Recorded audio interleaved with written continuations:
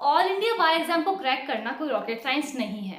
अगर आप थोड़ी सी पेशेंस रखते हैं और सही स्ट्रेटेजीज बनाते हैं तो आप इस एग्जाम को इजीली क्रैक कर सकते हैं। Hi guys, I am Dimple Pareek and welcome to learning laws. All India bar exam conduct होने वाला है नेक्स्ट मंथ और इसके हेल्प के लिए मैंने आपके लिए बहुत सारी वीडियोस अपने चैनल पे ऑलरेडी अपलोड करके रखी हैं, जैसे कि एग्जाम का पैटर्न कैसा होता है, क्या टिप्स आपको फॉलो करनी है एग्जाम को क्रैक करने के लिए, क्या आप एक दिन में all India bar exam crack कर सकते हैं, या फिर आपको क्या क्या चाहिए होगा all India bar exam crack करने के लिए। और मैंने उस पर वीडियो डाली है कि आपको कैसे बेरेक्स लेकर जानी है। तो अगर आपने अभी तक वो वीडियोस नहीं देखी हैं तो कोई बात नहीं, अब देख लीजिए। अब हम आते हैं आज के पॉइंट ऑफ डिस्कशन पे कि मैंने कैसे all India bar exam crack किया। So, those who are following me for a while, they know that I appeared for All India Bar Exam 17, which was held in February this year. All India Bar Exam को crack करना कोई rocket science नहीं है। ये बात आप भी बहुत अच्छे से समझ जाओगे जब आप खुद ही एग्जाम दे दोगे। आप सभी की तरह मैं भी बहुत नर्वस थी कि क्या मैं ये एग्जाम क्रैक कर पाऊंगी। बाकी सब लोग तो कह रहे हैं कि पेपर पैटर्न बहुत ईजी आता है, आराम से कर लोगे, बट व्हाट इफ मैं ही नहीं कर पाई। और ऐसे ही सेम क्वेश्चंस मुझसे पूछे जाते हैं रोज इंस्टाग्राम डीएम पे कि क्या हम ये एग्जाम क्रैक कर पाएंगे। और इससे मैं काफ़ी रिलेट कर पाती हूँ बिकॉज मैं खुद उस सिचुएशन में रह चुकी हूँ। तो चलिए मैं आपको इन डिटेल्स बताती हूँ कि मैंने कैसे all India bar exam crack किया। उसके पहले अगर आपने चैनल को सब्सक्राइब नहीं किया है देन प्लीज कंसिडर सब्सक्राइबिंग। मैं अपीयर हुई थी फॉर AIBE 2023 जो फरवरी में कंडक्ट हुआ था।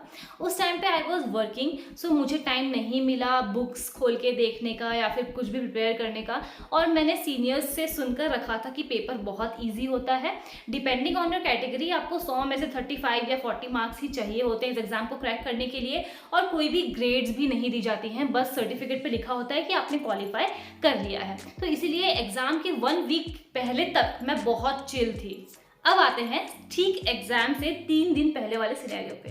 तो सबसे सुनकर मैंने रखा था कि इस एग्जाम के लिए पढ़ने की जरूरत नहीं पड़ती, कोई भी नहीं पढ़ता है।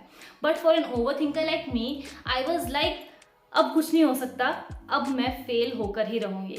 तब भी मेरे सीनियर्स ने मुझसे कहा कि अरे 100 में से 99.9% बच्चे पास होते हैं। बट मैंने मान लिया था कि जो बचा हुआ 0.1% है उसमें मैं डेफिनेटली आने वाली हूँ।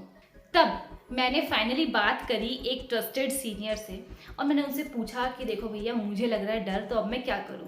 तो उन्होंने कहा कि अब अगर तुम डर ही रही हो तो एक काम करो, पास्ट ईयर का पेपर निकालो और एक बार उसे देख लो।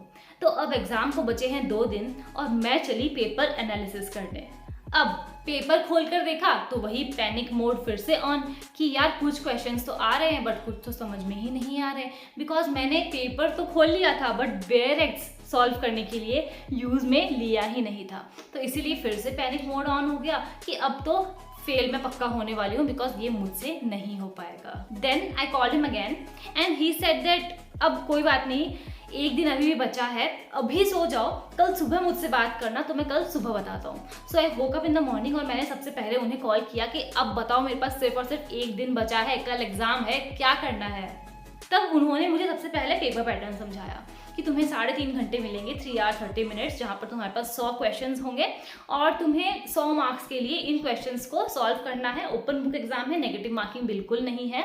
Then he said to me कि तुम बैठो एक टेबल चेयर पे, पूरी एग्जाम वाली फील आनी चाहिए।